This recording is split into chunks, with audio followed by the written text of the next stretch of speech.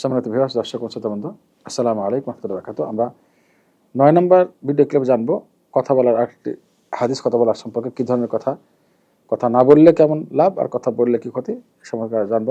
কথা না বলার বিষয়টা আসি। মহানবী সাল্লাল্লাহু আলাইহি ওয়াসাল্লাম বলেন, বিশুদ্ধ হাদিস, মুসলিম শরীফ হাদিস, যেটা যে ব্যক্তি দুই দাড়ির মাঝখানে, আই মিন এই যে দাড়ি, এটাকে লাহিয়া বলে। লাহিয়া মানে দুই দাড়ির দুই চোয়াল, এই দুই চোয়ালের মাঝখানে অর্থাৎ জিহ্বা এবং দুই পায়ের মাঝখানে লজ্জাস্থান, যে ব্যক্তি এই দুইটা জিনিসের সংরক্ষণের দায়িত্ব নেবে, মহানবী বলেন যে আযমান লাহুল জান্নাহ, আমি তার জান্নাতের দায়িত্ব নিলাম, জামিনদার হলাম। আল্লাহু আকবার। দুটো জিনিস সংরক্ষণের দায়িত্ব নিলে, জিহ্বা এবং লজ্জাস্থান, এই দুটোই তো সমস্ত পাপ অন্যায়ের মূল। এই দুইটাকে যদি কেউ সংরক্ষণ করতে পারে, হেফাজতে রাখে, সীমা লঙ্ঘন না করে এই দুই জিনিসে, তাহলে আল্লাহ সাল্লাল্লাহু আলাইহি ওয়াসাল্লাম তার জান্নাতের দায়িত্ব নিচ্ছেন। সুবহানাল্লাহ। আল্লাহ তাআলা আমাদের সবাইকে তৌফিক দান করুন। আসসালামু আলাইকুম ওয়া রাহমাতুল্লাহি ওয়া বারাকাতুহু।